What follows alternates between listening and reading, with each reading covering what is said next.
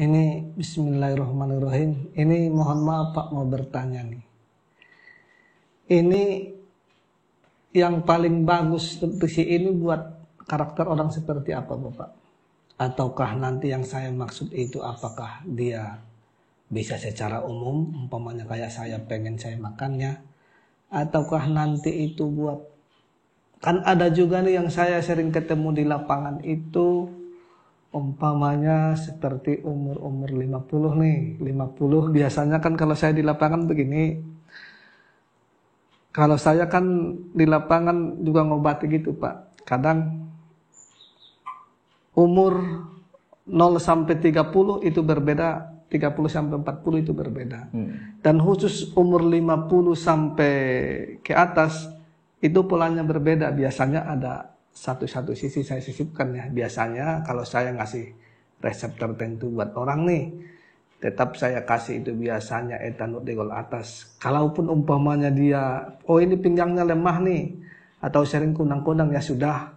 Ini nanti saya kuatkan pinggangnya, tapi selalu saya dampingi dengan etanol degol atas gitu loh Pak. Maksudnya bikin etanol degol atas itu ke gelas 2 sendok, terus masukkan kapsulnya, baru diminum. Nah, ini kira-kira kalau ini dimasukkan bagaimana Bapak? Jadi begini, yang namanya bekatul itu kan bagian dari beras, jadi bagian dari nasi.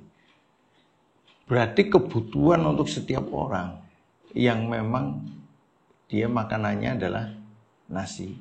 Semua yang makan nasi membutuhkan ini. Kalau dikatakan kontraindikasinya kalau berlebihan. Maka tadi saya katakan ini minumnya enggak ada kontraindikasi.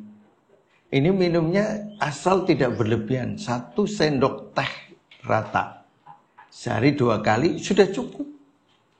Itu setara dengan kita makan nasi 2 piring, tapi kita dicampur dengan mata berasnya masih ada. Nah itu. Nah, kebanyakan kita dari kecil sampai dewasa, mata berasnya sudah hilang. Aslinya itu dari kecil sampai dewasa harus masuk tiap hari. Berarti kalau kita kemudian hari ini mau umur berapapun, masuk ini bisa enggak berarti? Bisa, karena apa? Ini bagian dari nasi yang hilang sebenarnya. Itu. Jadi kemudian ini mau dicampur dengan apa saja, tidak ada masalah. Karena ini bukan obat kan, ini adalah nutrisi.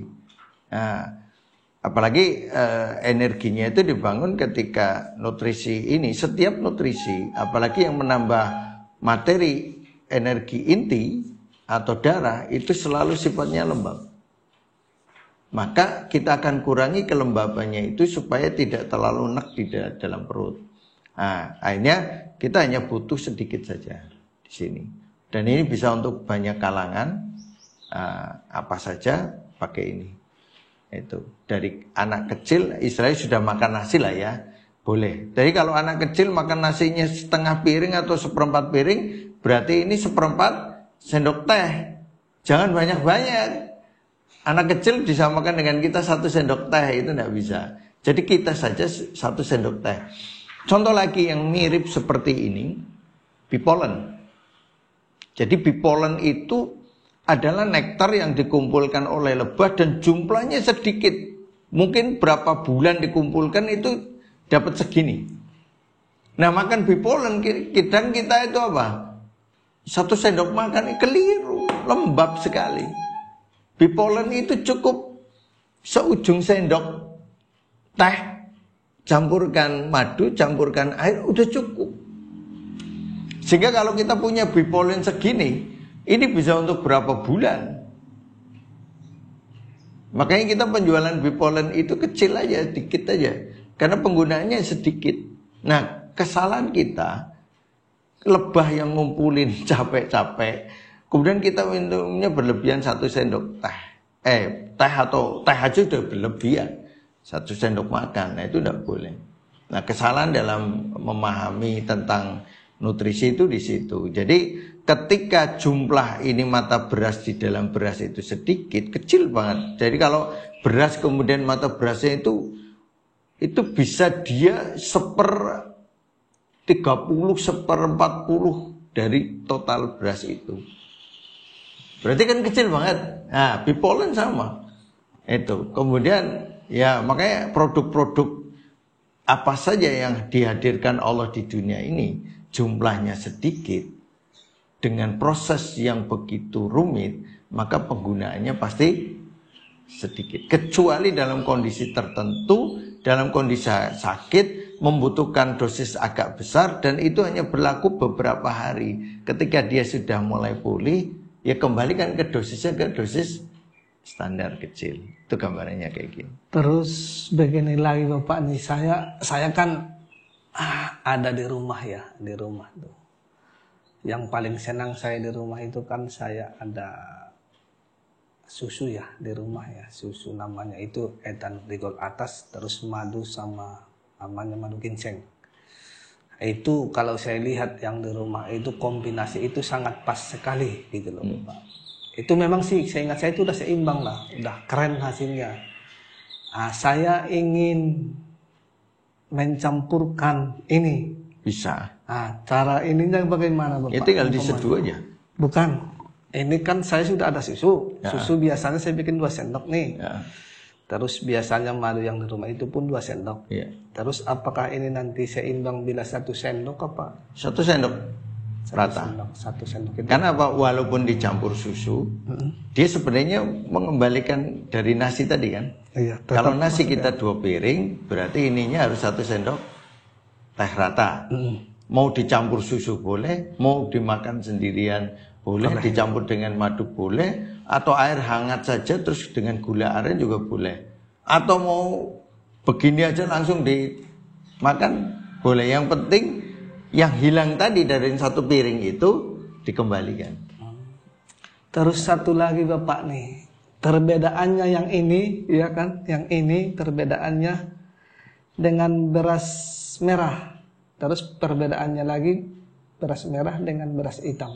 Oh, itu perbedaan nilai. Sekarang kayak gini, berapa jumlah beras putih yang ada di dunia? Lebih banyak daripada beras merah. Waktu panennya juga lebih pendek, bulirnya juga lebih banyak. Bulir beras merah dengan beras putih lebih banyak beras putih. Kemudian beras hitam juga keberadaan jumlahnya tidak terlalu banyak. Berarti apa yang Allah ciptakan tidak banyak. Kata kuncinya itu.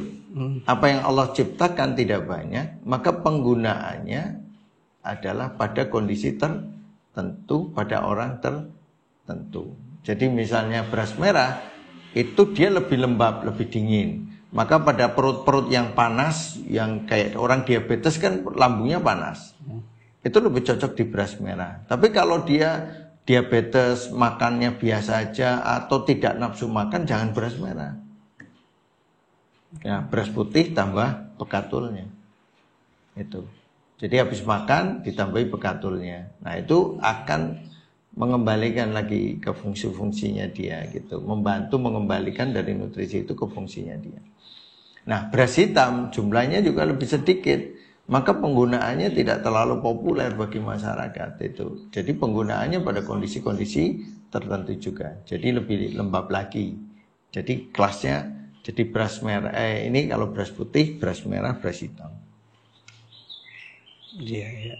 Tuh. Bekatulnya sama. Kalau misalnya minum bekatul beras merah atau bekatul beras itu, kalau makannya sepiring ya 1 sendok teh sama. Nah sekarang beras merah pun kehilangan mata berasnya, beras hitam pun kehilangan mata berasnya. Jadi kita hanya dapat patinya sebenarnya hari ini. Jadi karena dapat patinya, ya kita kembalikan lagi.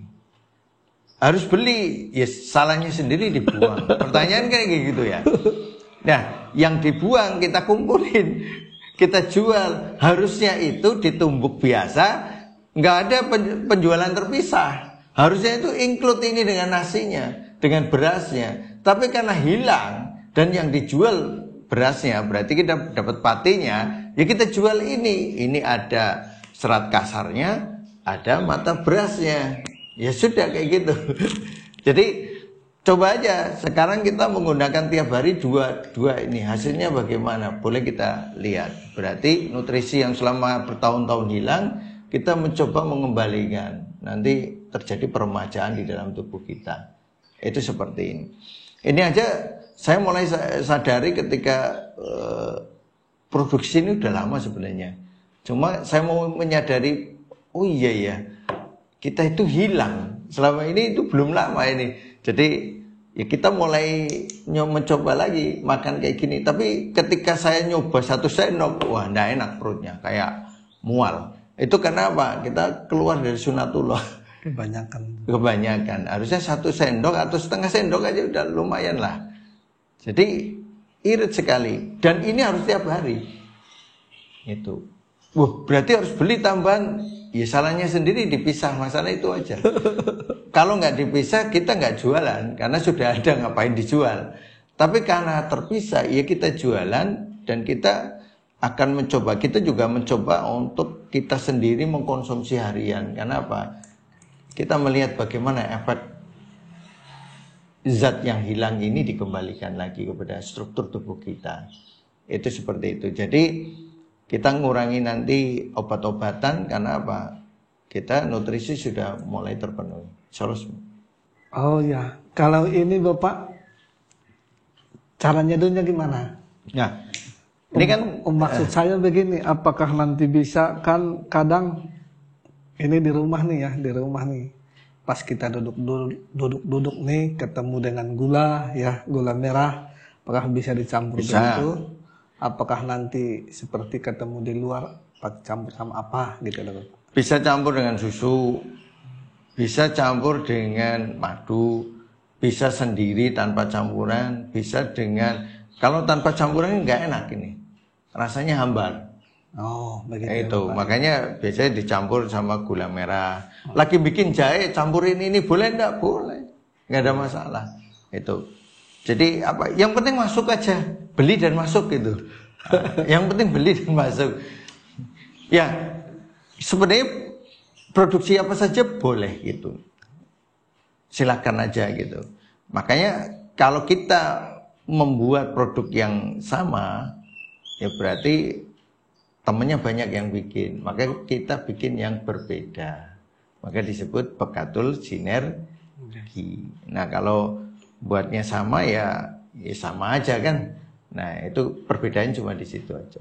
Kita membuat sesuatu ini supaya orang mendapatkan nilai lebih lah. Apalagi Indonesia itu sindromnya lebih banyak ke lembab dingin.